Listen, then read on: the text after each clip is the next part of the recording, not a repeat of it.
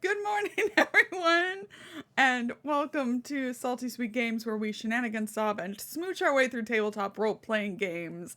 I am one of your hosts, Salty, And I'm and sweet. these various assorted spices are our friends. Welcome back to Masks of Nyarlathotep, our long-running pulp action meets cosmic horror campaign. We're in a basement again. Before we go around and talk to everyone, check in with them, we have some channel shoutouts. Firstly, a ton of thanks to our sponsors, starting with Roll20, our virtual tabletop of choice, which unites gamers across any distance with easy-to-use tools that run straight from your web browser for free. We are part of their Spotlight program, which highlights indie tabletop creators all across the interwebs. Did you know you can get Lost Mine of Phandelver for free this month on Roll20? It's true. It's a big thing. You should check it out. You can go on over there. There might be other fun sales. Also, thank you to our sponsors, Dice Envy and Grinding Coffee Co. If you like your shiny math rocks, if you like your soaked bean energy juice, then you will love these companies. We love working with them. What else? Thank you to everyone who has subbed, gifted subs, followed, chatted, lurked, liked, commented on YouTube. We super appreciate it. Hello. What else? If you would like to support us further, there are tip incentives listed below that can seriously impact the game using bits or our Streamlabs tip jar. The panel is Affect the Game. You can literally click it. You can click Affect the Game. It'll take you so where you can input the tip, or you can use the bits, like I said. There's fun stuff. You can give people rerolls. You can give them a roll in the Eldritch Gift table, which is always fun. You can heal them, but they're fine. They're 100% fine, actually. Last thing, we here at Salty Sweet Games use safety tools, lines, veils, X, N, and O cards, stars and wishes, and content warnings because while the characters may be put through hell or trapped in a creepy cult basement, it's not actually a creepy cult basement. There just happened to be a creepy cultist in the basement this time. The players are here to have fun, and they're our priority always. Without further ado, let's meet them, starting with Kienna. Hi, I'm Kienna. I'm the creator of the channel. My pronouns are she and they, but today I am playing Irene Blackwell, whose pronouns are she and her. Yeah, she's in a creepy cult basement. As per usual, super cash, Super cash. no biggie. You know, Yeah, we're just here now. We're Yeah. just here. Good. We're just here. Speaking of here, Allie? Hey, everybody. It's Allie. I played Ganymede Graves, adventure scientist, once archetypical woman of this rage of rationality and progress. Now, she who surrenders herself to the madness to fight the madness. And it was my fault. It was 100% my fault that we got trapped in this creepy cult basement because the creepy cultist just happened to be a nemesis that I forgot I had. It happens 2 years into this campaign. You rack them up. I do. I can't wait to meet him again, though. There's so much I want to talk about. Yeah, I'm sure he would love to talk with you. That's what I'm sure he would. I'm sure he would. Yeah. Okay, good. Now for someone we're just honored to have with us this week. If you don't know GTA, then you don't know what I'm doing. It's Summer. It's Mayor Summer. Hi, hello. Yes, you are all graced by my presence. Hi. I am Summer. I use she, her pronouns, and today I am playing Ava Cowles. She's just been minding her own business, staying in her lane, taking care of people. It's what she does. And she has no idea that her friends are trapped in a creepy cult basement. How would she know that? There's no way. Could she have prevented this? I like to think so. Yeah, I like to think she might have been able to. But it's too late for that. no use in crying over spilt milk. So we're going to do what we can. We're going to make the best of a poor situation. We're going to try and fix this. I'm here to looking save the forward day. to it. I Yes. believe. Thank I you. believe in Ava. Speaking of someone I believe in, Tommy. Fool me once, Lauren, shame on you. Fool me twice, also shame on you. Fool me 10 times, still shame on you. Shame on me. Zebulon on this trip, Zebulon has not met a basement that he liked so far. This whole campaign has been one bad basement after another. Hi, I'm Tommy, and I'm better finger on the Twitter. I play Zebulon Augustine Claiborne Montgomery III. And maybe you could have prevented this, but I'm real glad you didn't, because then we wouldn't have gotten the amazing scene of Zebulon cutting this creature's head off like Eowyn from Lord of the Rings, just to the side.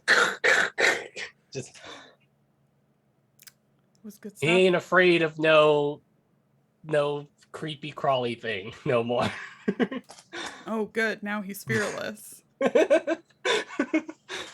I mean, he's literally taken a nuclear payload in his hands and hucked it into a horror. Like, what's the worst that could happen at this point? From now on, everything's gonna be like, we're not trapped in here with you, eldritch creature.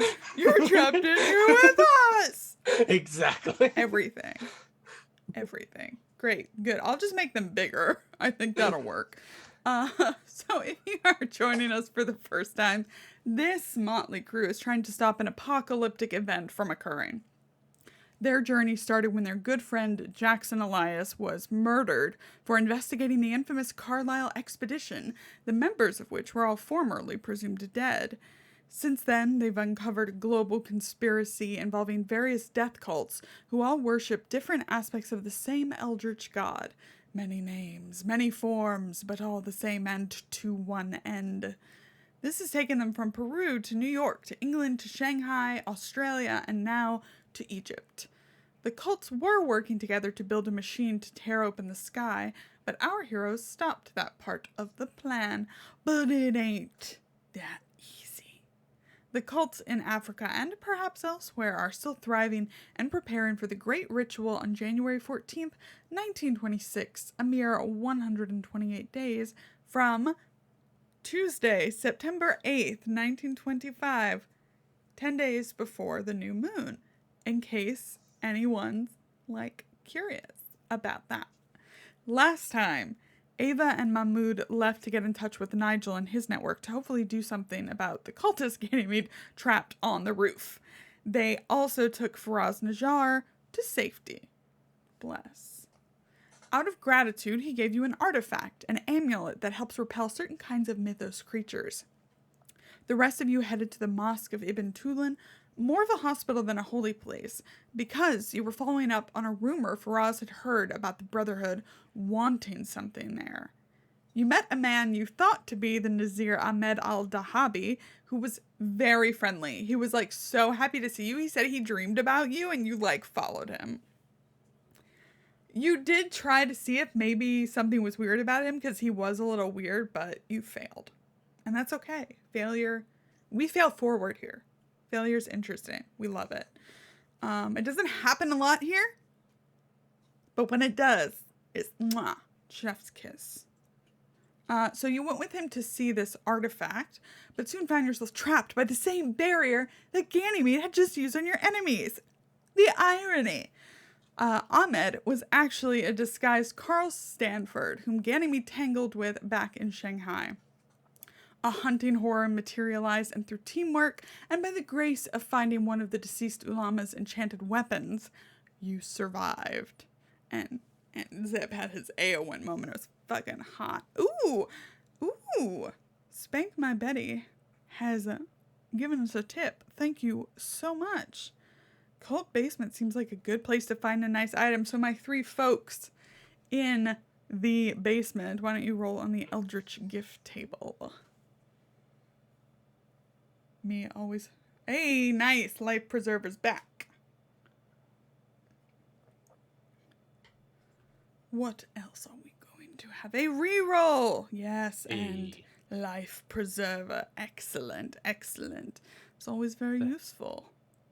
What's he gonna say? Is that basically just an advantage? Yeah. Yeah, it works Okay, like cool. the others. Perfect. It's Great. like an I love it. extra. I love it. That's what I like to see. Hell yeah. I still have a useful item sitting. Actually, that Yes. would have been good to remember last session. Well, you know, as long as it's not dynamite.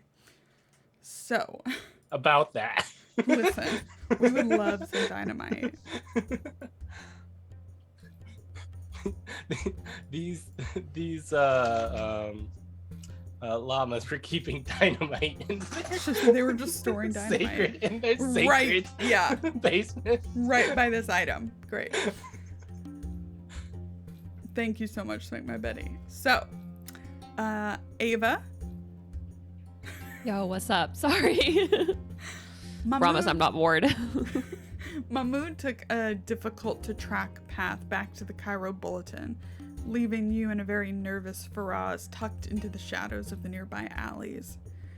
About 30 minutes later, Mahmood reappeared with a group of masked men who then took Faraz away. They wouldn't tell you where they were headed, but Mahmood assured you that they would get him somewhere safe.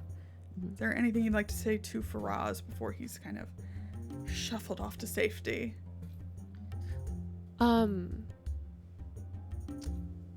Yeah, I think she'll just take his hand if he allows her and squeeze it. And she says, I'll make sure to check in on you. I don't know where you're going, but I'll see you again. I believe it. Puts his hand over yours. Kind of pats it. And will be taken away.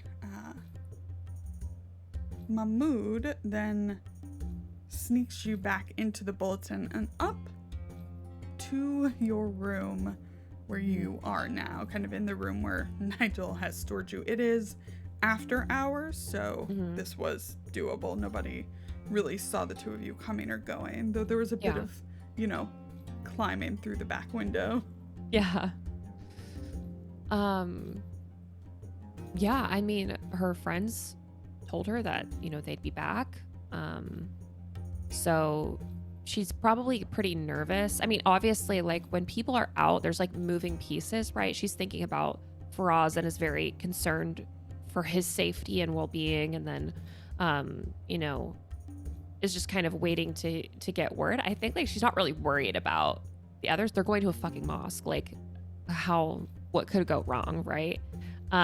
So I think, yeah, she's just kind of twiddling her thumbs, maybe reading a little bit, like any of her, like her personal books, nothing sketchy. Yeah, just kind of waiting to hear. Yeah. Excellent. Back in the mosque basement, what are the rest of you doing? The hunting horror's body has kind of melted, including its decapitated head, and it reeks in here. Ganymede is like right up in it. She's probably taken that kind of white scarf that she was wearing as sort of a head covering, and she's wrapped it around her nose, and she's sciencing the fuck out of this thing, Sure. just to see what she can learn from it. Sure. Good. So Ganymede is examining the body of the hunting horror. What about Irene and Zeb?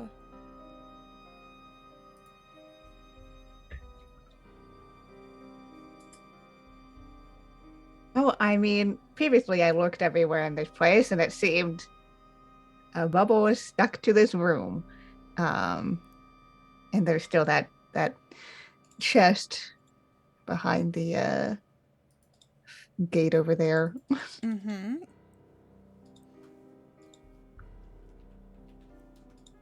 Yeah, you want to take a look? I would love to take a look. Great. So, that iron door is unlocked, you find. The chest itself...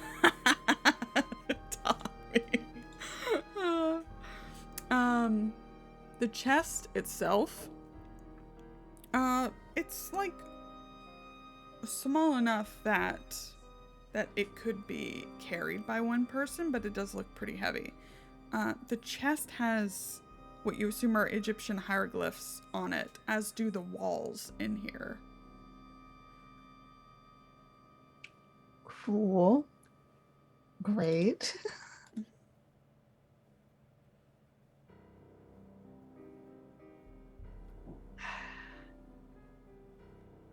I'm just like looking at my stuff. I don't have anything that would help me here. You could copy them down if you wanted. Yeah, I'll copy them down. I'm just now cautious about moving this chest. I mean, you could look inside it if you wanted. If I wanted, huh? Mm-hmm. I mean, I do want to see what's in that chest. I'm just so concerned about setting off some bullshit here. It'd be pretty funny if there was some bullshit to set off. Everything's coming in hieroglyphs. What am I supposed to think? It's just super casual, just like it's someone writing about like what they built here. Like it's absolutely not like some form of weird trigger that's happening. Do it. Do it. Do it. Do Now, it. can I do a psychology check on the chest to see if it's hiding anything? Can I try to understand the message that's trying to be conveyed by the hieroglyphs through psychology? Absolutely not. Ganny, real quick, what kind of check do you want to make to look at? Would you like me to make a natural world check or an occult check? I think it'd be occult, but I want to luck first. Okay. Gee, I wish I had a little more of that.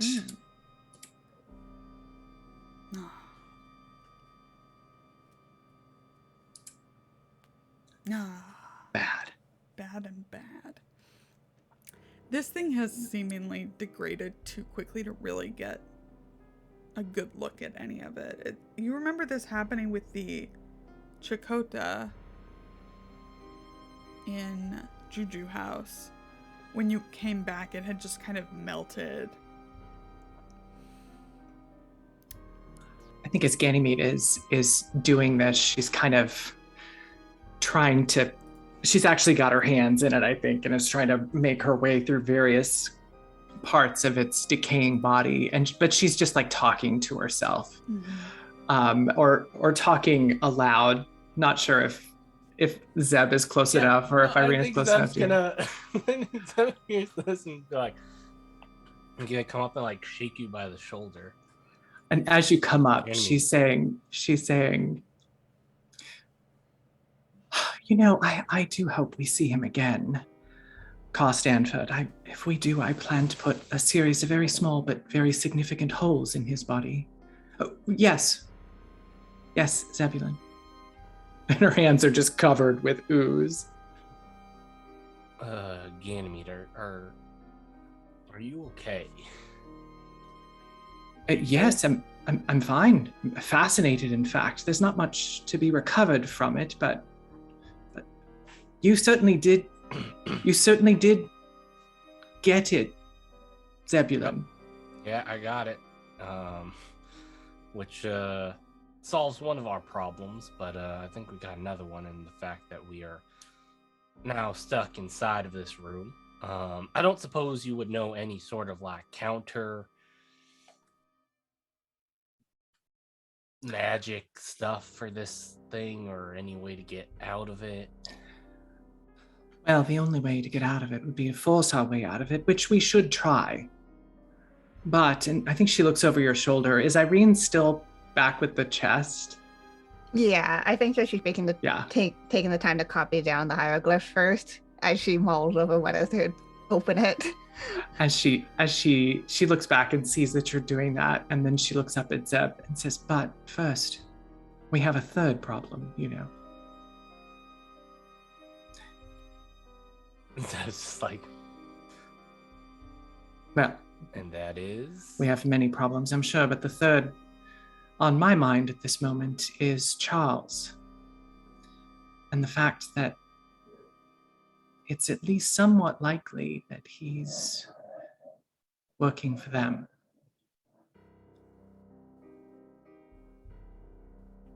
If that's the case, we're going to have to kill him, you know. I'm sorry, you're gonna have to run that one by me again. What was that?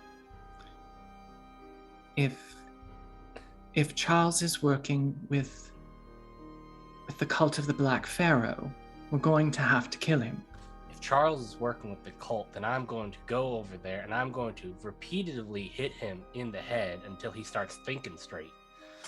Now, I know Charles is a bit of a flake, I suppose we'd have to say, at times. Real bad with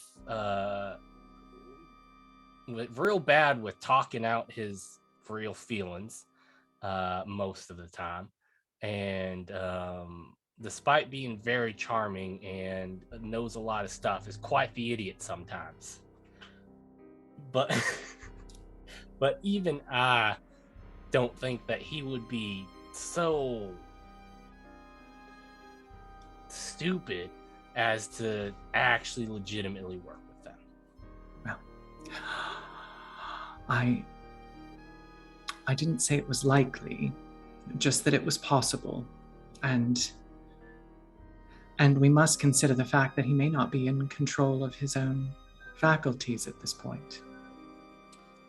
And I mention it, Zebulon, because I suspect Irene may try to prevent this from happening.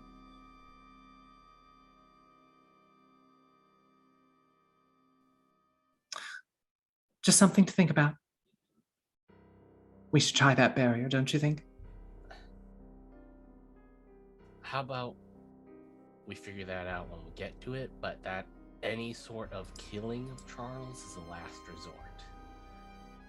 If only to save him from himself. Of course. Of course it is. I think, does Ganymede, like, turn and, like, walk away at this point? Or go somewhere? I think she's heading up the steps to see if she can break through the barrier. Zeb's just looking at your back with this, like, look of concern. Of just extreme concern. Yes. Irene, you opening that chest? I'm opening the chest. Okay. Tell me exactly how you do it. It's going to be very slow. It's very much this, like, listening for any sounds that, like, are suspicious, looking for any flashes of light. Like, she's just like, this is a girl that hates touching anything potentially eldritch. Uh-huh. Good. Okay, so you gently lift the cover of the chest. Inside there is a pillow with an outline, where obviously something used to sit, but there's nothing there.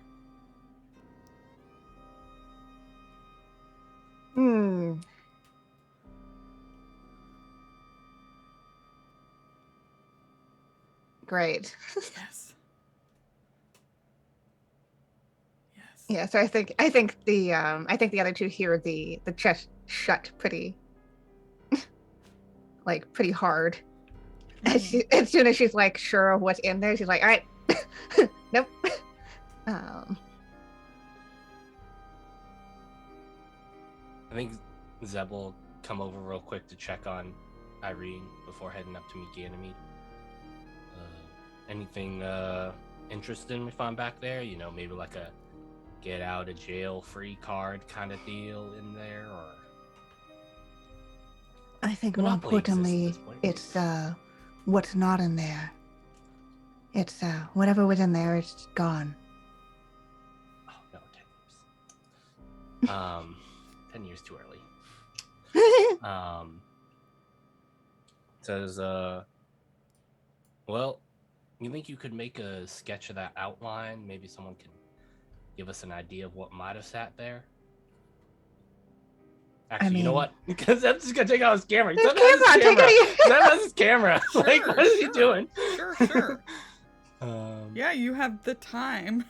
Although, you know, the thing with cameras is that it does require the time to then develop the pictures. Mm-hmm. I don't think we had Polaroids yet.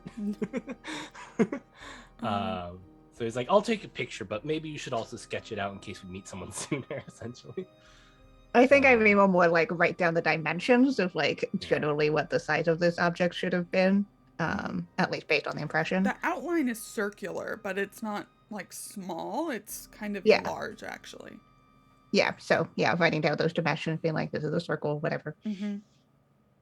Yeah. Okay. So you trying to bust through the barrier? Yep. Okay. We're gonna do three checks for everyone. Because I think at the 3-hour mark, Ava might decide something different than waiting. So yeah, I'll roll it. What am I rolling? A 352? 42. Excuse me. Okay. Do you need the half and fifth values for that? Yes, I do. And then you can all make your strength checks. Everybody make one. It'd be 171 would be the half. Great. Good. Yes, I'm so strong. That's me. What's the fifth, Allie? It's hold on. 68. Great. Fabulous. Okay. Y'all are up. Basically, we need it to roll above a 68 and for one of us to roll an extreme. Oh, we got okay.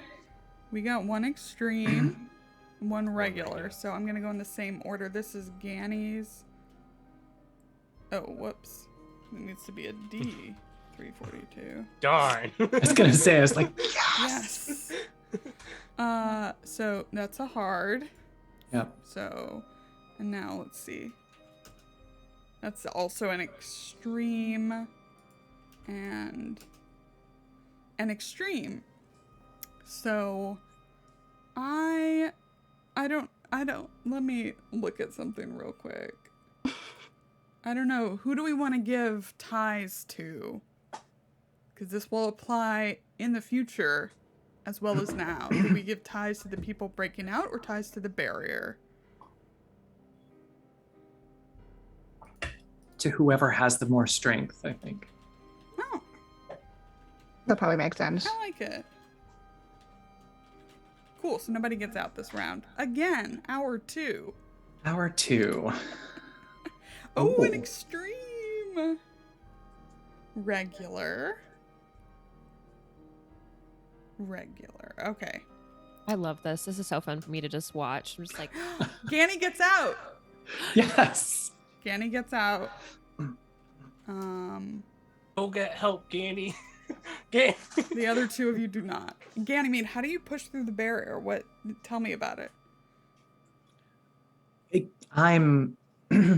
I've been just, for the last 45 minutes, I've been just standing against it with my hands, pushing against it and thinking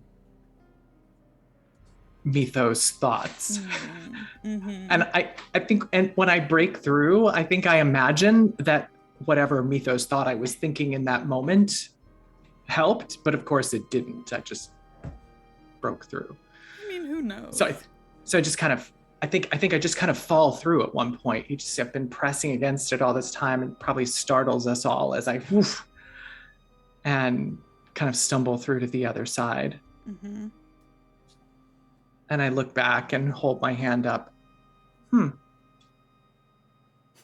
Well. Yeah, right. Not Penny's boat. We haven't even gotten to that episode yet. y'all rewatching Lost? I've never seen it. Like, Oh my god. yeah. Well, did anyone see if they had a telephone out there? Not that I saw. Me neither. We didn't really spend a lot of time in there. I think it sounds a little weird from the other side, just a little muffled. Yeah. Lauren, how would you like to do this in terms of what I do for the next hour while they're making the third check? I think I'll give, since you got through, I'll give them inspiration to try one more time. Mm-hmm. See if we all get out or if you need to go for help. I think Ganymede's like, so these words are very difficult to say with a human tongue, but think them. And she begins to pronounce these chanting words that you've heard kind of in that same language. I appreciate that Ganymede, but I'm not gonna say anything that unholy ever. Not gonna touch with a 20-foot pole. I mean, Ganymede, you should go see if you can get us some help. Yes, all right. But perhaps just push really hard then, Zebulon. Yeah, that's the plan. But if you could get us some help in the meantime, we'll try to hole up, if we can't get out, we'll try to hole up here and, I'll see what I can do. Okay, give me one more, Irene and Zeb. Nice. Nope. Do you want to spend 4 points of luck? Yeah, Irene? I'll spend 4 points of luck. All right. Irene, yeah. What is it that gets you through the barrier? Boy, howdy. I think it's just like she's been trying to find like anywhere, like she's been trying different spots around the barrier. Mhm. She like kind of circles around. I think it's just exasperation at this point. It's just like, oh my fucking god, let me out. She's just being very stubborn. Yeah. I feel like Zeb is like charging up, right, to do something and then Smashing it with his shoulder and he like bounces off. yeah. And then sees Irene on the other side. Good. Okay, so Ganny and Irene can go see what's up above. I do want to kind of yeah. So when you go upstairs, it appears that Carl Stanford has James Bond villain walked off after trapping you and leaving you to die. But you also, it's much darker now. It's like the hospital has kind of wound down for the evening. But you can't find any of your shoes. He's a fun guy. He's I hate him so like much, a fun Irene. guy. I hate him so much. I also have a useful item Yeah. that I've had since November. Would you like to manifest that there's a telephone? Thank you, Mal. Yes, I would like to. Yeah. I'd like for there to be a telephone here. Yes, I love it. That's a great use of that. That's amazing. You got it. It's actually right outside of the office. Perfect. So I pick up the phone and speak briefly with the operator to get connected to Nigel's office back at the paper. Fantastic. All right. So if I'm able to get through, am I able to get through? Yes, you are. Awesome. And so I will, I'm going to have to role play it, but I'll just let Emma know that we are where we are and what's happened, and we'll work out whether you're coming over here or we're going to meet you there, or etc. Mm-hmm. Yeah, for sure. What do you think she'd do, Summer? I think it would depend, because you would tell her obviously that Zeb was still stuck for the time being, I assume. Yeah. If it helps to have somebody closer by, but maybe who's not like all the way to you to keep an eye out, like where am I in relation to where the mosque is actually? Yeah, so the bulletin is not too far from where your hotel was. Okay. Let me ping you on the map. Yeah. Kind of Okay. here. Mhm. But the mosque is way down here. Got you. Yeah. Okay. Ooh, interesting. Okay, it's pretty far away. Like, Mhm. yeah, I guess she would happily offer to either take a tram, like maybe to come closer to them, and just keep an eye, because she hasn't seen this guy that trapped you or anything like that. But it could be nice to have somebody on their way to you. I think, I don't know, keeping an eye out. Yeah, so I think she would say that she would come to them. I think she would feel safer if they were all together anyway, sooner. And if Zeb's trapped, she doesn't want to leave him behind. Cool. Yeah.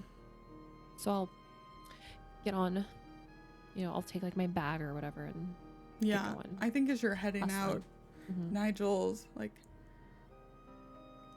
so that sounded fun.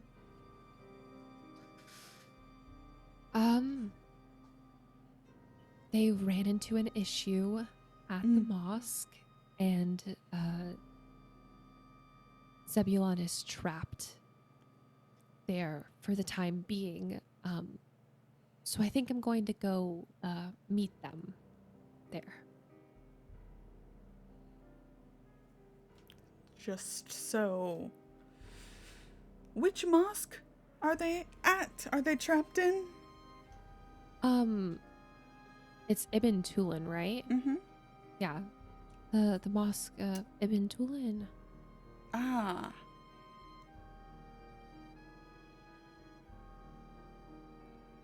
Oh.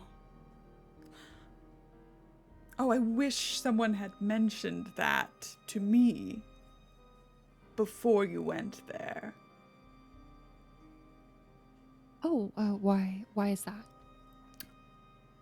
He like shuffles through some backlogs that are in here, like goes around and then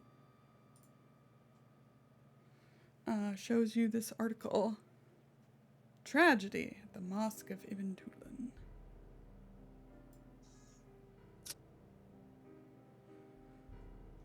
Ah. 5 of Ibn Tulin's most respected scholars have been confirmed dead after last night's collapse of the ceiling in their study room. The cause of these 3 tragic deaths is being investigated. Still missing but presumed dead is Nessim FT, the institution's oldest associate. The Nazir of Ibn Tulin, Ahmed al-Dahabi, survived but was taken to hospital in a state of severe shock. The collapse occurred in a building adjacent to Ibn Tulin itself. The historic structure is thankfully undamaged. So if they were looking for someone knowledgeable, such as Ahmed al-Dahabi, I could have told him which hospital he was taken to. I believe he's still there. Oh, would you mind giving me the hospital? Certainly. He'll write that down for you. Yeah. She'll tuck that away in her bag. I don't know if Ganny mentioned that this guy was pretending to be, was there. I don't know if she mentioned that on the phone. I like to think she didn't mention it. She just gave it the bare minimum information. Was like, Zeb is trapped. We ran into some shit. Can you please, Yeah. So she's like, oh, thank you. And she'll take it and put it in her bag. Oh, would you like me to pick up anything while I'm out to bring back? No, I'm doing fine, dear. Thank you. It shouldn't be too long. Mahmood is like ready to go. Mm-hmm. Okay, so we can fast forward a bit. Since you have Mahmood with you, it's gonna be easy to get there. Yeah. I just want to see when Zeb breaks out. So Zeb, give me like two more strength checks. Okay, come on. Hard success. Okay, let's see. Oh no. Oh. Ain't that just the way it goes? God, and it's already an extreme for you.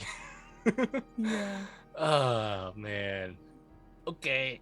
You gonna do one more?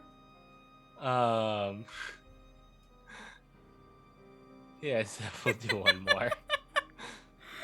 Uh, I think there's probably a point where like Zeb has been doing this for so long they started working up a sweat, so he's like got his shirt off at this point, and it's like, because I can't imagine it's super well ventilated down here. no, it's not. Oh, Nice. Hey, he did it. So I you think just hear the, and Zeb comes out. And he's like, "Well, I think I just left my shirt on the Yes. side of it." Zebulon, that's wildly inappropriate. Look, I worked up a bit of a sweat in there, and I had a feeling no one else was coming down there, so. Yes, well, it should fall in a moment or two. Perhaps you'll be able to get it back before Ava gets here. You mean I could have just waited and this thing would have gone away eventually? It's fine. I don't think we should stick around for the sake of a shirt. I don't exactly have any sentimental value of that shirt. This was like a casual like linen shirt, right? Yeah. He's not still wearing the tactical turtleneck sweater. So Ava and Mahmood do arrive soon after you bust out.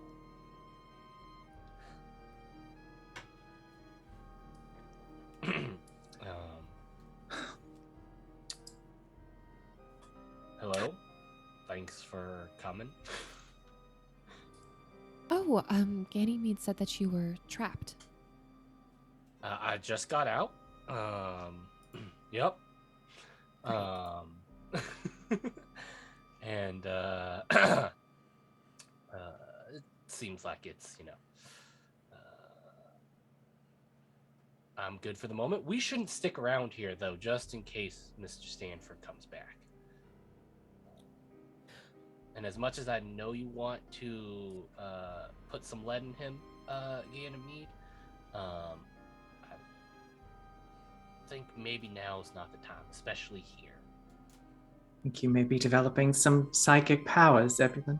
You read my mind. You literally told me that. You literally were saying earlier that you wanted to put some holes in him, if I remember your wording Yes. correctly. If we need a place to go, Nigel gave me some information just before I left, and I think if he would have allowed her to take that article with her Yeah, to show them, or at least transcribe it, right? totally.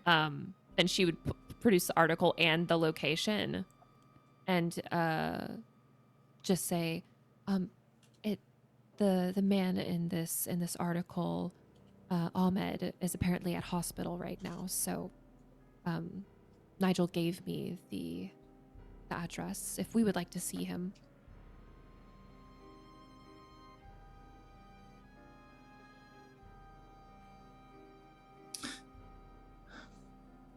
No time like the present, I suppose.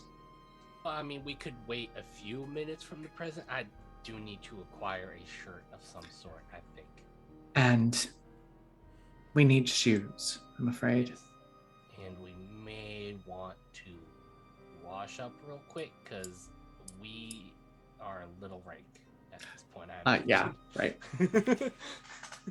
So it's like, well, I mean, the present's nice, but I don't want to offend this man. Yeah. Current state. Yeah, I'll just say to Mahmood, like, Is there any place close by we could find them replacement shoes and get them cleaned up a little bit? He nods. He's been holding his nose since Yeah. you all got here. Ava's too polite to hold her nose. Yes. Bad. He'll kind of look outside of the building. There's an exit in the back area of the mosque, but he'll kind of wait till nobody's looking so you can all get out, since you are not really in a fit state to be in here. So you can get out. Mahmoud has places all around the city, so, and he has lots of contacts, so you're able to get some shoes. I'm sure one of you still has money. And you can probably, head back to the bulletin for the evening. If you would like. If we can get a shower, Yeah. that would be much appreciated. Yeah. Yeah. What a mess. So. You are able to do that, and we will head to the next morning, Wednesday, September 9th, 1925, 9 days before the new moon. In case you're curious. What would you like to do this morning?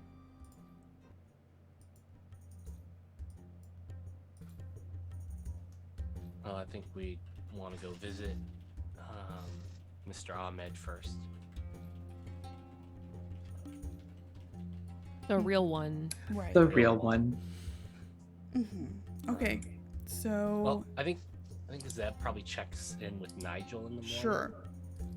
And asks, and thanks for letting Awa know about Mr. Al-Dahabi. We're gonna be following up on that one this morning. Have you heard anything about what's his name?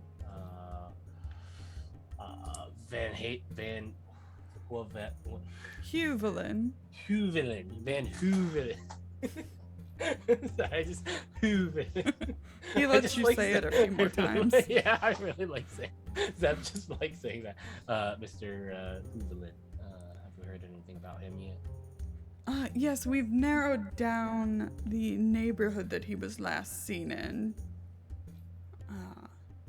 So, whenever you're ready, Mahmoud would be more than happy to help you out. Isn't that right, Mahmoud? And Mahmoud's just like eating an apple in the corner.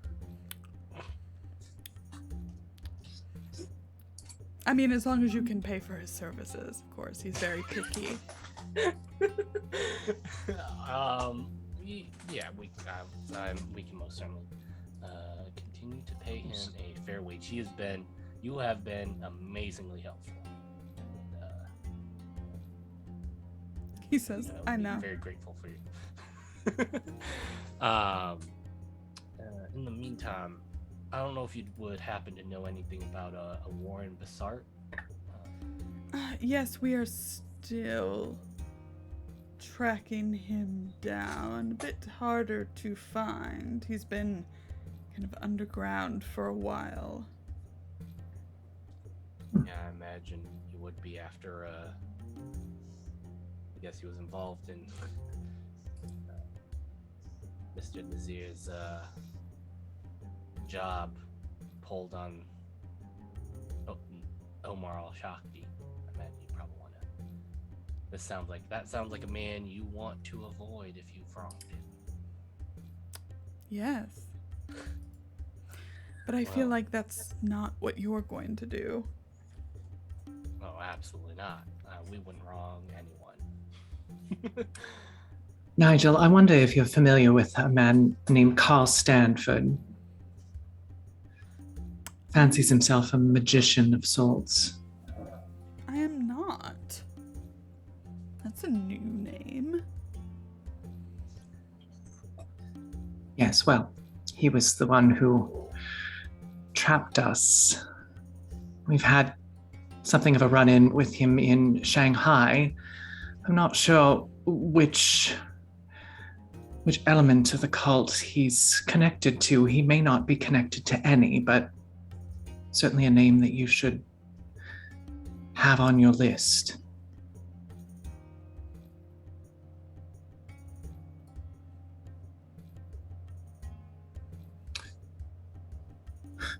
Right then. So that's our day planned out, I suppose.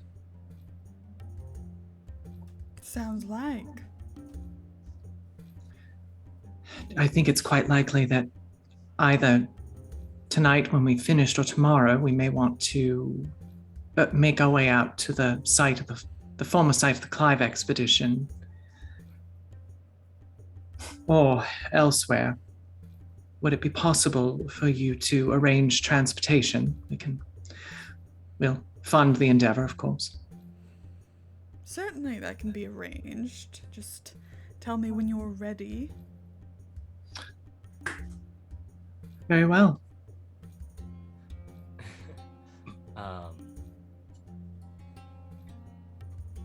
Yeah, and I think since we've got a couple places, Zeb's probably requesting like an off-road vehicle of some sort.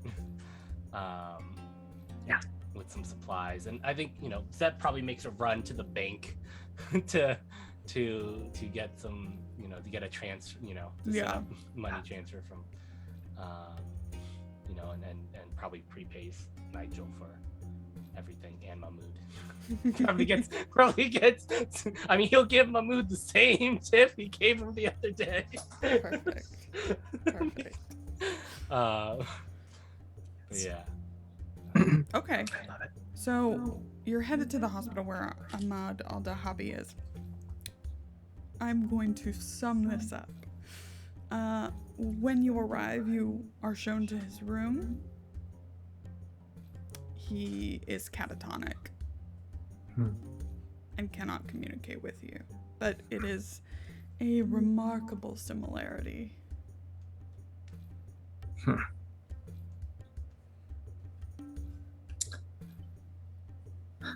Fascinating.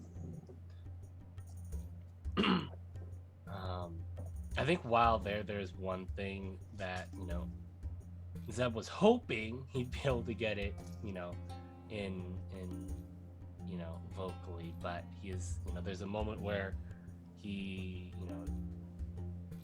maybe sits down by Mr. Al-Dahabi for a moment, says, I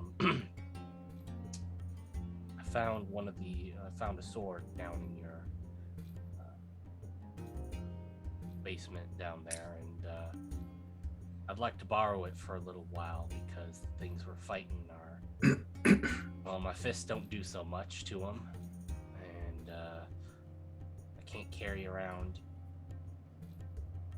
certain weapons everywhere, so I'd like to borrow this for a little while. I hope you don't mind.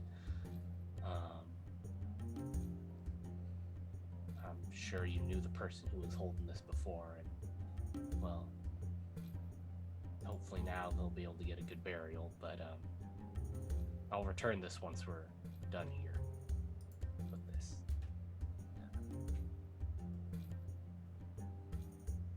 Yeah, that's where sort of Zeb will leave that. Okay. Mahmood asks, so, where are we off to next? You all go to some really fun places.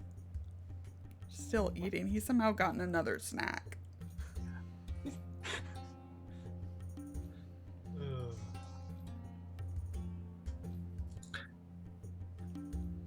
Do we have the location of our Dutch archaeologist friend? Yeah, he has an idea of the neighborhood he's been staying in. Perhaps you could take us there then. Sure. He stretches. We can definitely do that.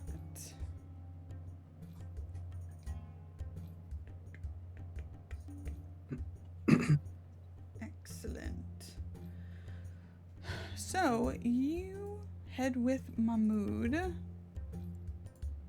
to the Street of Moths.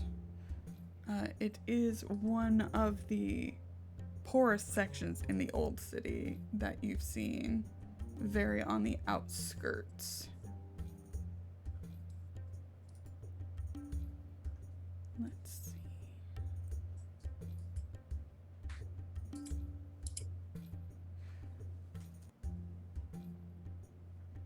Mahmood, it takes pretty much the rest of the day till it's almost sunset to track Van Huvelen down to a dingy room behind a tailor's shop.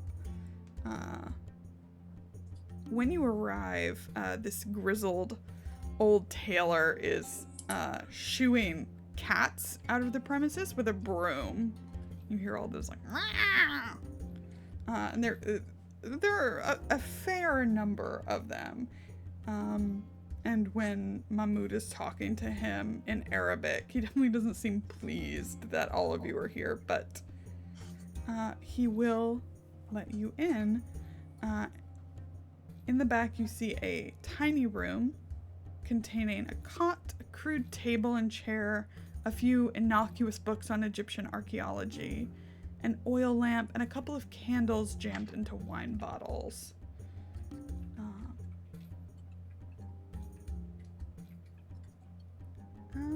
Someone make me a spot hidden.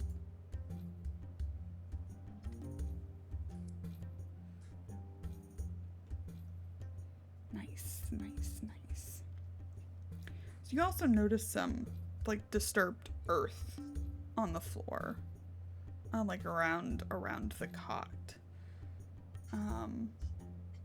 But you kind of take this all in as you also take the man in, who seems like very happy to see you. Europeans seeking out his advice. Perhaps this is Van Huvelen, Jan Willem Van Huvelen.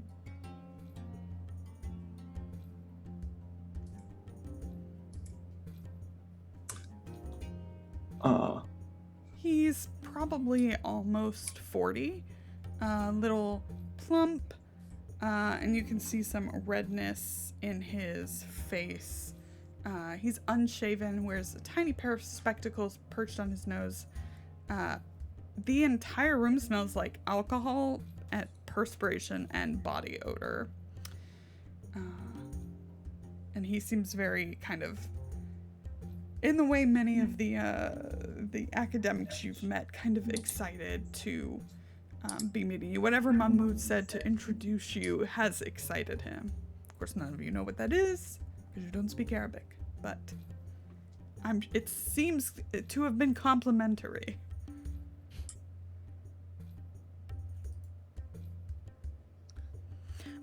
Welcome. I have been told that you are fellow archaeologists like myself. Yes, that's the case. She kind of gives a little bit of side eye to Mahmood, for the most part, anyway. Ganymede Graves, at your service. It's a pleasure to meet you. Is it Professor? Yes, Professor Van Huvelen. We don't want to take too much of your time, but we understand that you were previously associated with the Clive expedition. Oh, yeah, I was. I was just headed out to dinner. Why don't we all head out and have it together? Nice, it's very continental, yeah, to talk over food and drinks. Psychology check. Psychology check. He pulls off his face and it's Carl Yes, Stanford. exactly. I know. You burned us one too many. Now that Zep knows someone can pull their face off, like. Oh, nice. Hard success from me. Oh, look at all Hard of success y'all. from me as Everyone well. is keyed in right now. Yeah. We're just a little wired right Yeah. now. Just Fantastic. Ava and Zeb, perhaps the two of you share a knowing look. He wants you out of this room. Uh-huh. Uh-huh. But he's not like mustache twirling or anything like that. The reason why Irene didn't do a psychology check is because she's trying to discreetly look at that disturbed earth. Like, Yeah. what's up over there? It's just Yeah, it's like dirt kind of leading to the cot, like underneath Huh. the cot that serves as his bed. You had a hard success too. yes. Yeah. You also notice a corner of the table that's in here is stained. Like either something spilled on it or marked it somehow. Interesting. Okay. But he's kind of smiling expectantly, like, let's go.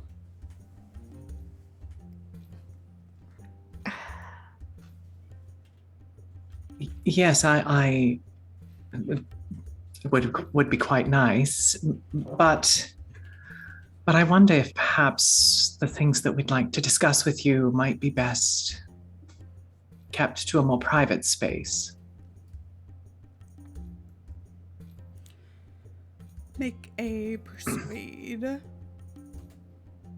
or charm or fast talk, whatever you want. Whatever you want. Nice. Regular success. Nice. All right. I suppose I can put off my dinner for a little while longer. And he kind of takes a seat on the cot, and there's not really much space for anyone to sit otherwise. But he kind of fidgets a bit. What can I tell you about the Clive expedition? I'm sure you've read all about it in the papers. Yes, we understand that the dig itself was potentially related to the 6th dynasty.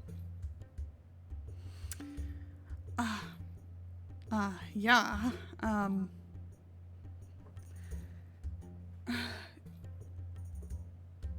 I was there, of course, when this unidentified female mummy was discovered. Have you heard the rumors about the identity? We've heard a very interesting name, Nitocris. Yes, that is also my theory. It's always good to be on the same page. And he kind of shuffles again, and there's a small window in here. I kind of imagine that this part of the shop is like a little subterranean, not a basement, but lower. And so there's like kind of a high window, and you can see like 2 cats kind of peering in.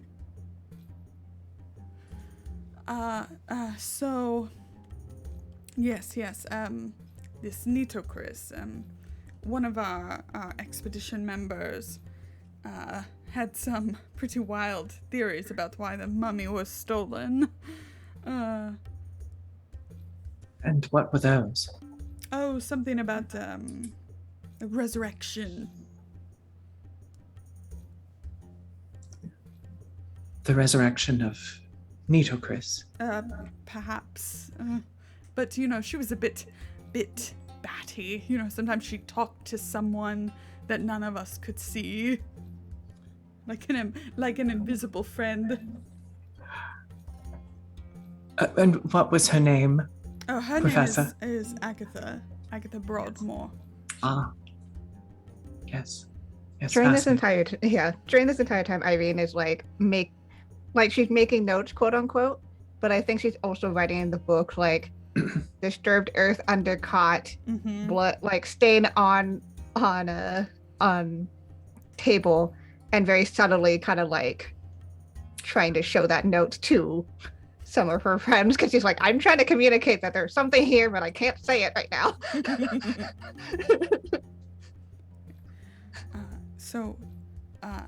Yes. That was her theory. I mean, the theft was strange, just disappeared in a matter of minutes, though the entrance to the tomb was guarded. The funny thing was there were also the thing with it being unidentified. I don't know how that rumor got started because it was clearly identified in the scrolls we found. You found scrolls as well, Oh yes, in readable condition. yes. And what did they say? Oh well, Dr. Clive didn't let me get a good look at them. You know, they were very fragile, and I was let go soon, right before the expedition left for Memphis because of expenses. I mean, I understand that. At this point, who's closest to the door to this room? Probably not me. Maybe me. Sure. Cat kind of has made its way in somehow and like rubs against your leg. And Yeah. yeah. I'll pick it up. Psychology check on the cats. Yeah. There's the two still at the window are still there, but when you kind of pick up the cat, Van Huvelen stands up. Sorry, miss, could you, I'm allergic. You're allergic to them, but there's so many that seem to want to come in here. Yes,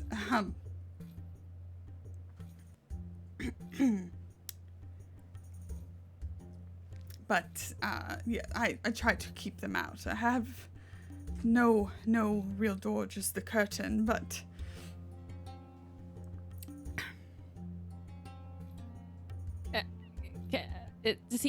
Does he seem truthful? With your psychology check, he looks real nervous about that cat. He doesn't like that it's in his room.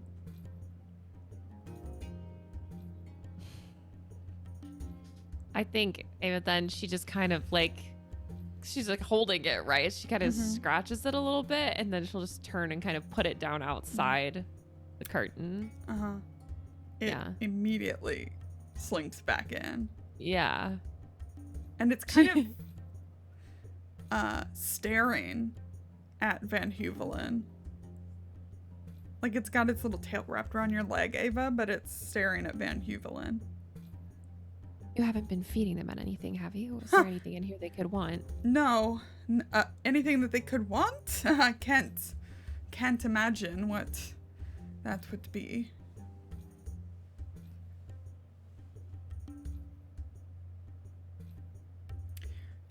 But is there anything else you would like to know about my work with the Clive expedition? I'm happy to tell you, though, I am a bit peckish and would like to head to dinner soon.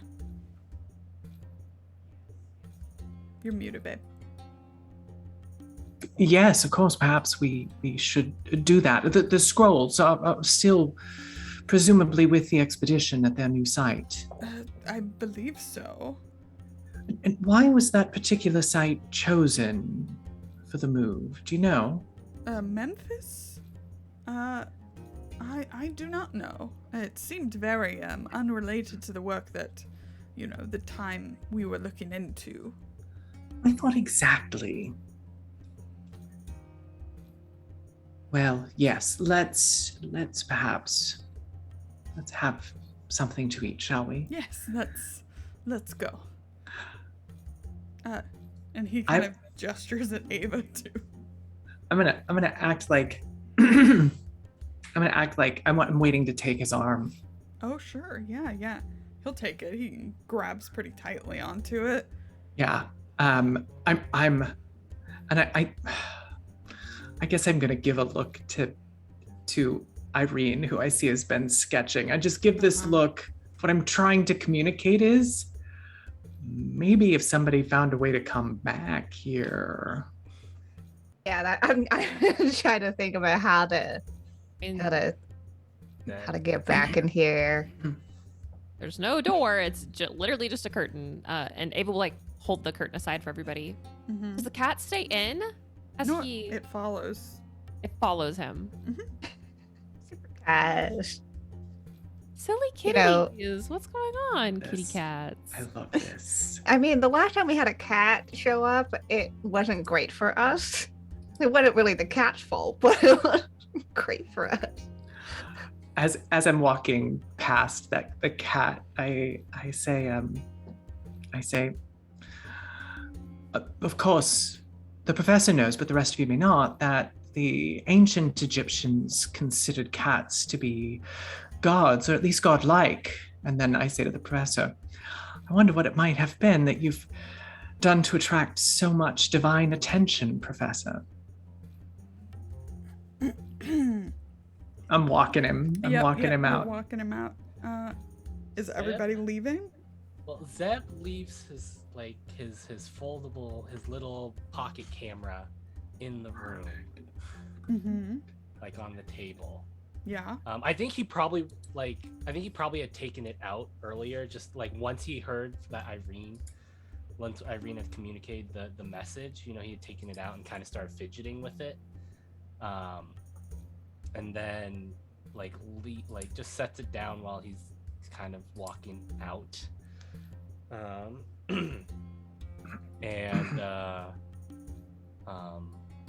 We'll follow out, and as we sort of get out, like maybe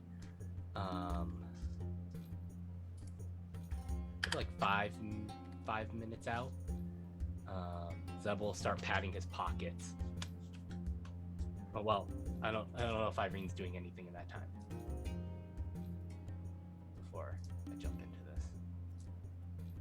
I think we're just occupying the professor with small talk. Yeah. Right, Zeb's like, yeah, if Ava notices that Zeb leaves it there, because she's gonna hold the curtain for everyone, so Right. if she sees him put it down, she'll be like, let's go,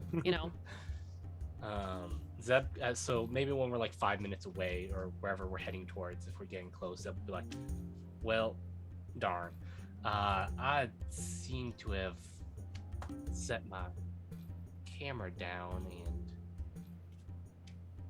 forgotten it.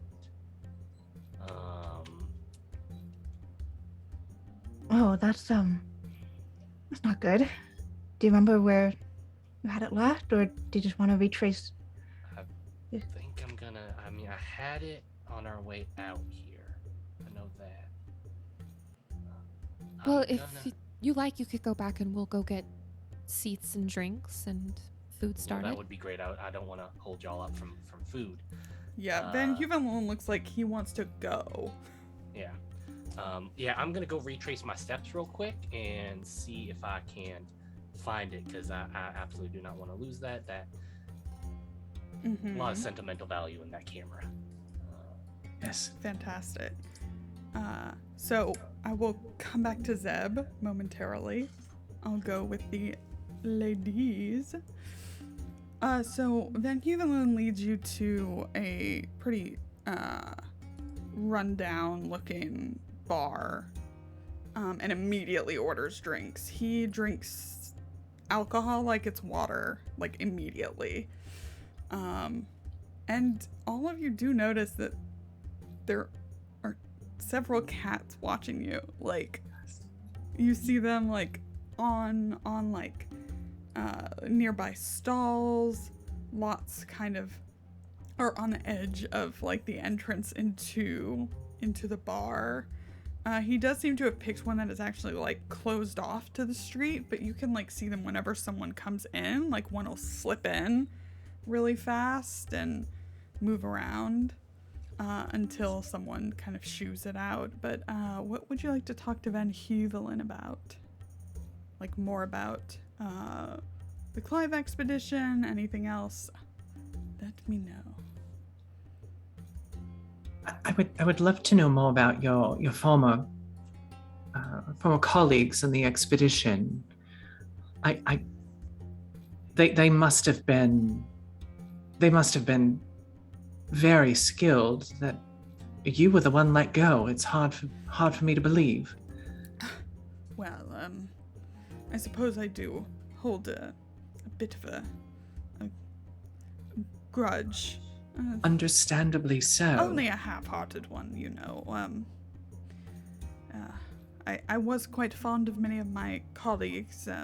Miss Sprecht is very, very skilled with hieroglyphs and taught me. Even I was her skill far surpassed mine, but now I have learned a bit. Agatha is, as I have described her before, you know, talking to the air as if someone was there, her invisible friend. Would you believe that I've actually met Agatha at one point in the past? It was in New York, believe it or not. Oh. Very, very briefly. She was involved in some kind of strange spiritualism at the time. Yes, that does sound like Agatha. Very much so. What was she always muttering about?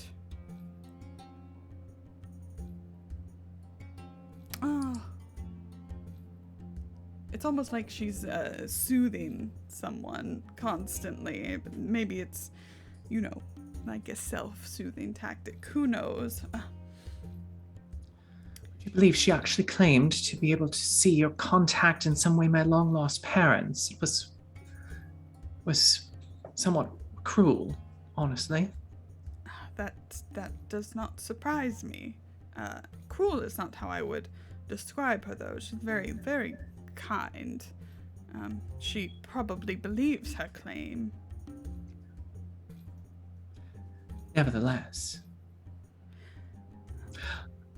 And you mentioned that there were that there was some kind of god presence as well.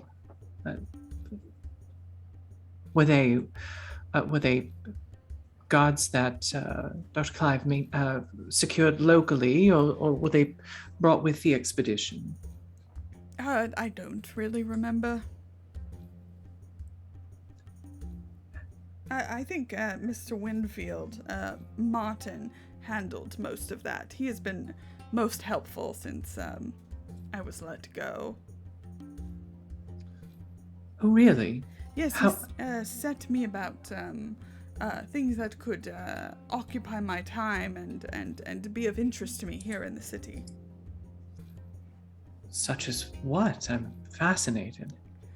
Oh, well, he kind of put me on the right path, I suppose you could say.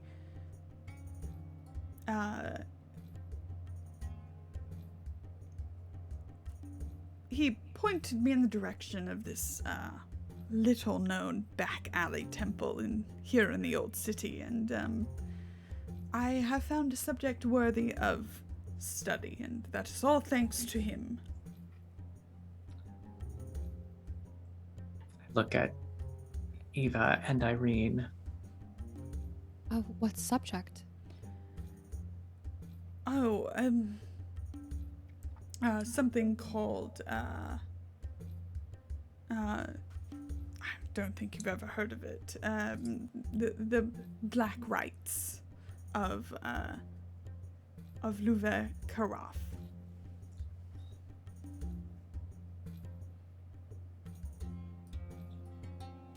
I've not heard of this. Do I know the name that he used? Does that sound familiar? Let me see. can make an archaeology check. I would love to. Are you kidding me? Do you want to reroll that? No. Okay. You have not heard of it.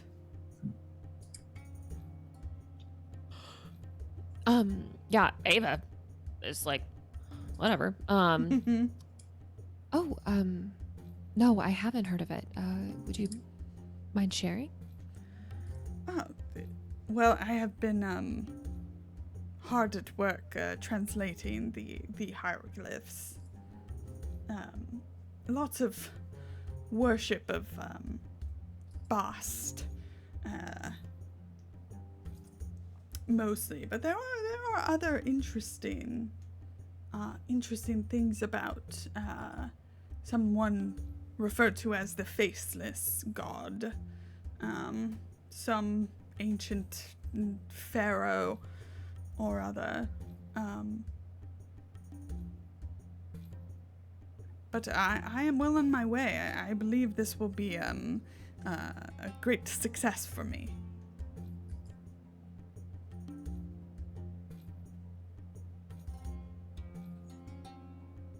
And just what effect are the rites supposed to produce? Well, I'm only about halfway through. Of course.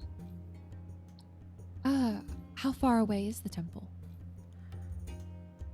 Oh, I have to reference my instructions again. It was well hidden. Somewhere in the old city. And this whole time he is drinking. Well, I'm sure, Ganymede, you would love to see something like that, right?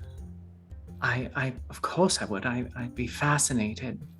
And perhaps could assist in some way. All credit to you, of course, Professor. Do you have experience with hieroglyphs?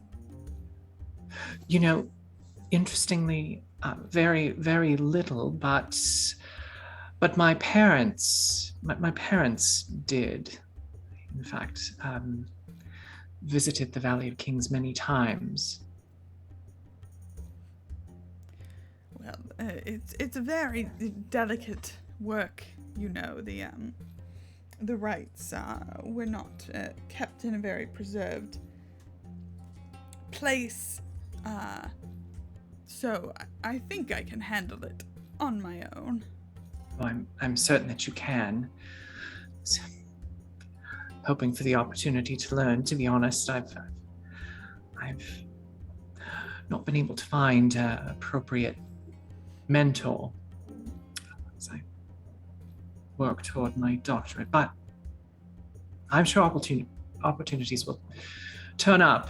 Can't swing a dead cat without hitting an archaeologist in this city, as they say. There's some cat in here that goes, Uh-huh. and he jumps.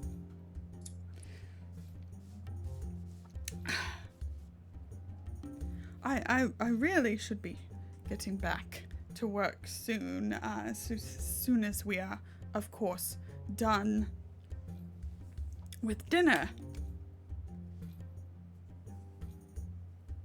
Yeah, of course. All right. No. Back at the ranch, Zeb, what are you doing? This is the absolute worst person to have sent back on. I mean, Zeb's gonna, meander about for like a minute, just to kind of look like as they're getting away, look like he's retracing his steps. And then once he's sure he's clear, he's pretty much heading straight back to Van Heuvelin's little room. Yeah.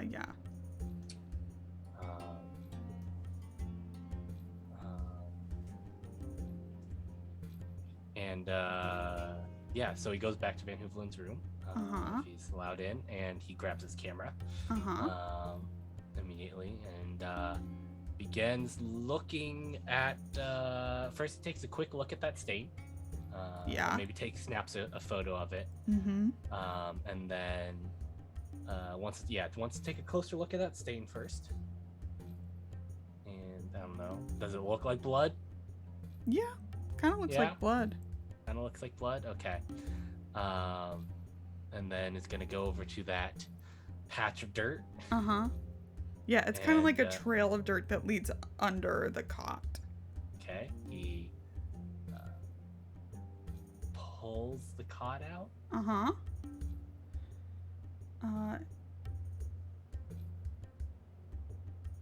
You see some disturbed earth. Zeb is going to see if he can dig up the disturbed earth. Yeah, you absolutely can, just with your hands. It looks like that's Yeah. how it was originally dug. I personally just like digging with your bare hands is just. You're like, I just showered. But Zeb, Zeb's fine to just quickly dig it up and what's in the ground, Lord? Some scrolls. Okay. Zeb is going to gingerly roll them out Okay. and then snap, Mm-hmm. snap, Yeah. snap. He's gonna take pictures of all of them. Mm-hmm. Provided he doesn't go crazy in them. I mean, they're all in hieroglyphs, so. All in hieroglyphs. And very Okay. old and fragile looking. Yeah, so he's very gingerly, and he's taking photos, and then he's gonna roll them back up, Mm-hmm. put them back in, cover them up, put the cot back, and then take one more look around to see if there's anything else that Yeah. you might notice. As you're looking around, kind of full circle it and come back to the curtain that serves as a door, there's a woman standing there. A beautiful woman, about early 20s, so like your age, stunningly attractive, lithe. She has a very fashionable bob in her black hair. She's wearing Western clothes and a necklace that ends in like it's like a carved stone with a cat face, and her eyes are golden, a very particular shade of gold. I'm gonna show her to you. She's beautiful. Once again, I love that it's Zeb every time who runs Every into time these it's beautiful Zeb. women. I was so happy. Zeb will immediately sort of stand up and straighten out and dust off and say, apologies, I didn't see you there. Your eyes were preoccupied. Yes, I was looking for my camera, which I lost here. And he pulls it out and found it. It's funny. I really thought I had seen the last of you all.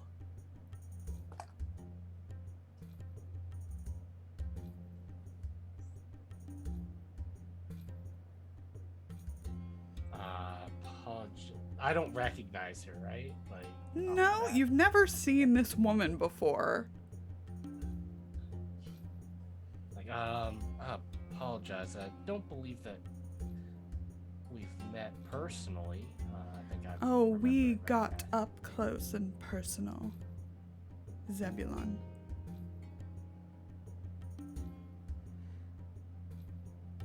You had to be ripped off of me. Or was I ripped off of you? So long ago.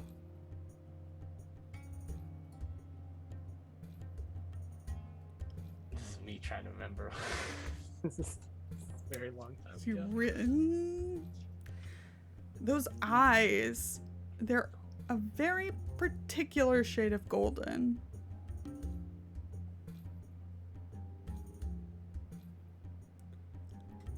What do you make?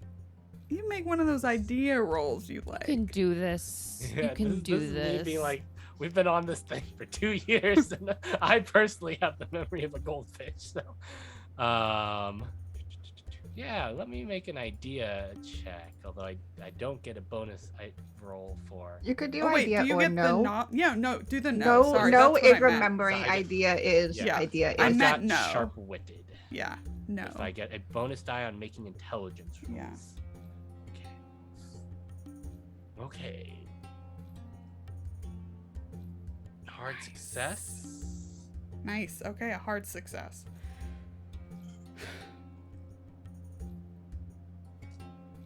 So, remember in Shanghai when Charlie got possessed and one of his eyes turned golden? Uh-huh. That's the shade.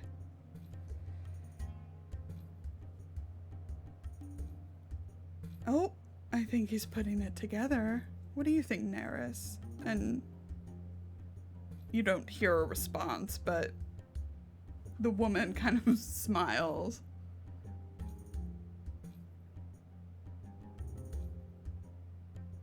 By George, I think he's got it.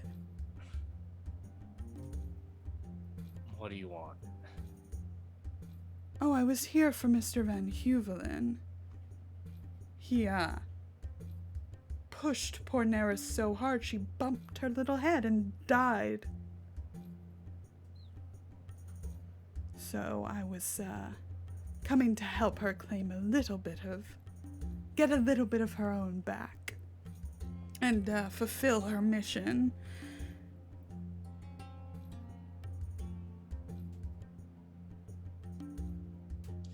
Now,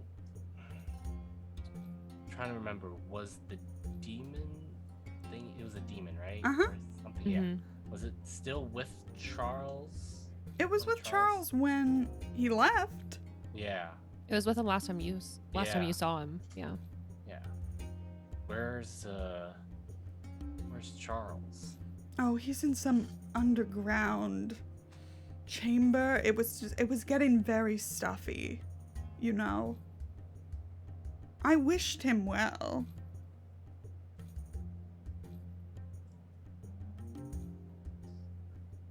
But you know me, it's hard to be so contained. I imagine. You think you could lead us there? Why would I want to do that? For an old friend? We're not friends. Oh, did you mean Charles? Charles. Charles was a lot of fun to be in when he wasn't moping.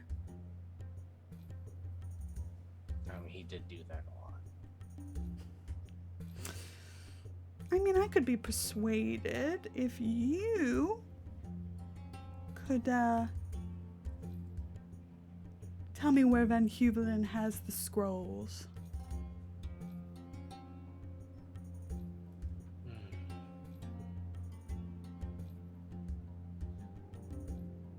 Do you ever have fun, Zebulon? Yeah, I have plenty of fun. I was gonna say I was having a lot of fun on this trip, and I have, but not all the time.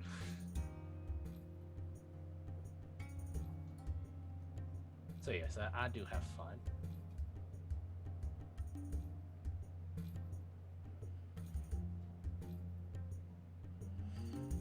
So those scrolls, have you found them? I might be able to tell you where they're at. Oh, might you? I might.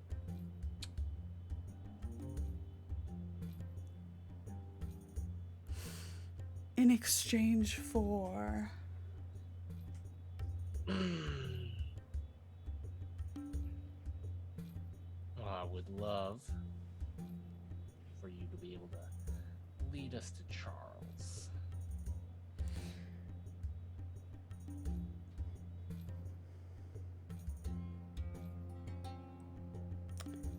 I might consider it, though I need to hold up my end of the bargain with dear Neris.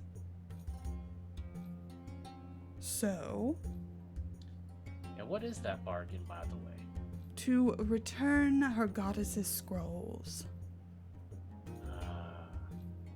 to their rightful place and not in the hand of the grimy Dutchman. Psychology check. Versus the demon, yes. Go ahead. Versus the demon. Yes, go ahead. Demon stats, yes, of course. Let me use a. I want to use a reroll here to see if I can get a better success. Nope. Ooh. Okay. What are you trying to glean?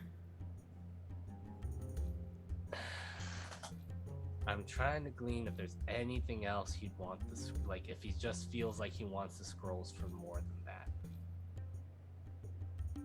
What do you, sorry, say that again? I just want to know if that's all he wants with the scrolls, right? Oh, yeah. Is to just return them. Yeah, I mean, weirdly, seems pretty honest. Was she some sort of priestess of some sort, or? She was indeed one of the last. It was very sad. What But did fortunately, Mr. I was there. What did Mr. Hooverland do? She came to confront him, and, well, you know, he's a bit of a lush. And he pushed her. She didn't die right away. She kind of wandered back to the temple and died there, and, well, that was kind of my opportunity to vacate my good friend. He wasn't doing anything interesting. He's been asleep for quite a while. So is he at this temple then for you to have been nearby enough for I don't know how demon stuff works, but I mean, is he at this temple then? Do you want to go check with me?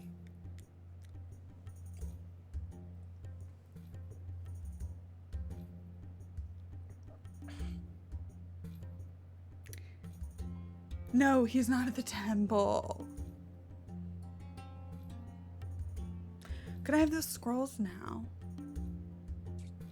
How do I know you're going to keep your side of the agreement without possessing me or anyone else in my group? Well, that just seems like you're asking a lot. Zep, listen. You can tell me where the scrolls are, or I can get, and she like walks a little closer and like puts her hand, I can get violent. I think Zeb maybe like shifts a little bit, and he's definitely been carrying the sword with him, but like hidden. But I mean, that wouldn't be anything new. Oh, it is slightly new this time. Do you want to see?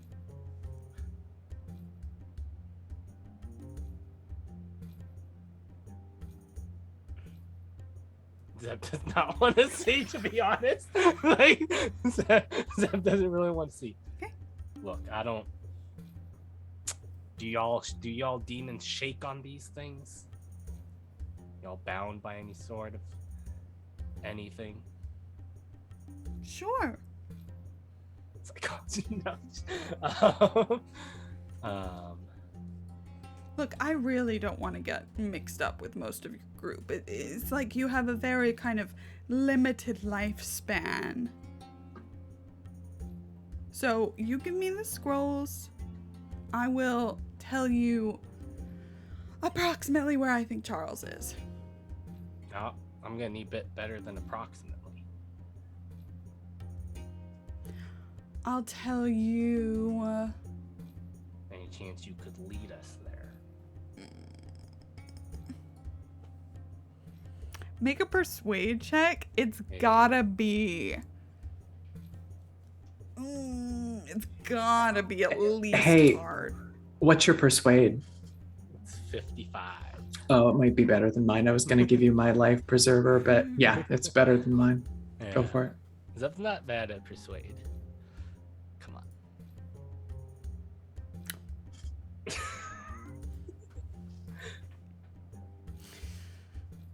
I mean, that seems fair.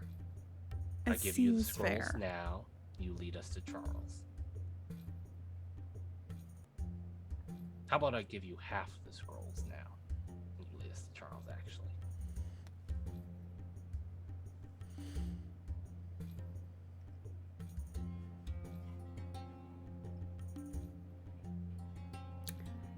Okay.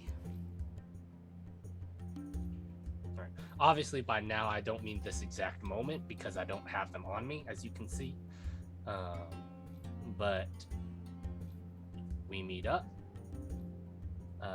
I give you half. You lead us to Charles. I tell you where the other half is.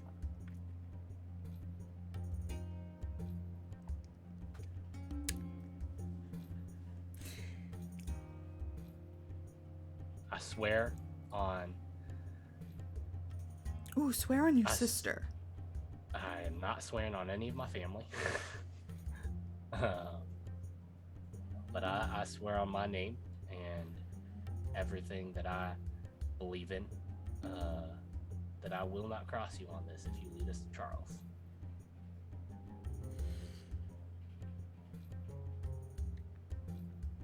We should shake on it. Alright. Zeb will shake on it. When you take her hand, she looks down at your hand. Yep.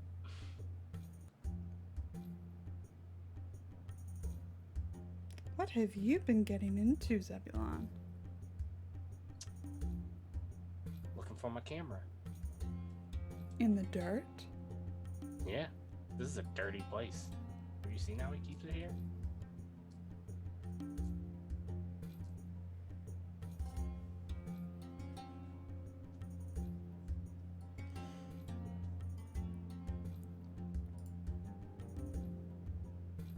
Look, I want you to be able to send these scrolls back. I absolutely do. Feel terrible for what's happened to Neris here. But you're the last person to know where Charles is that I have access to right now. And I need to find him.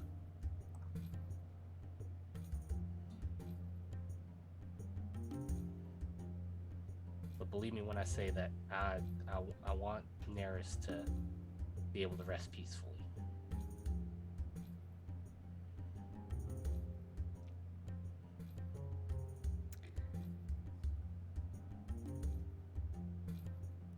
All right.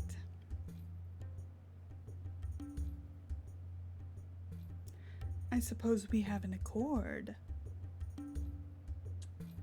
I suppose we do. That's where we'll end this session.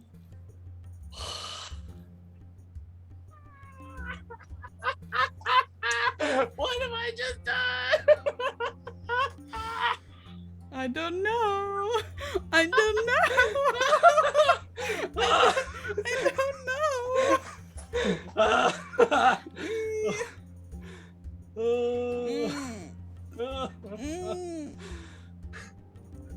Cool. Let's go around checking with everybody. Tommy's not with us next week. I really wanted to transform and him just disappear, but we'll this is better. This is like cozy. This is like friends, you know? It's nice. This is good. This is very good. I'm excited about it. How are you feeling, Tommy? Still screaming on the inside. It's like, oh man, like Zeb's definitely presenting like he's not afraid, but like he's still pretty, like underneath it all, a little nervous, like. Sure. I think if he hadn't just chopped off the head of a hunting horror the other day, like he would have been way more nervous about this whole thing.